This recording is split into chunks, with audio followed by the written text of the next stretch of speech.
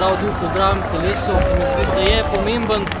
Lahko bi povezal s klasiko, ker je nekako tudi sama priprava na ta maraton, mora biti umirjena, se pravi spolirana in takrat, ko pa greš, mora biti pa nekako rokovsko.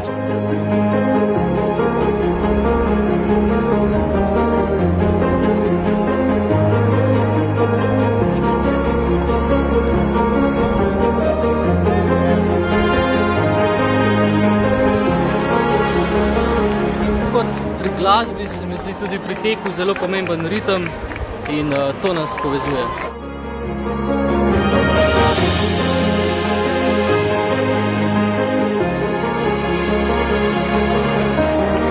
V bistvu se ti ravnovesje, zdrav duh v zdravem telesu zelo poruši na 42 km, sploh tam okrog 30 km, ko se začneš spraševati po zdravi pameti, a je to sploh zdravo, a je to sploh normalno, pa zakaj je tega treba.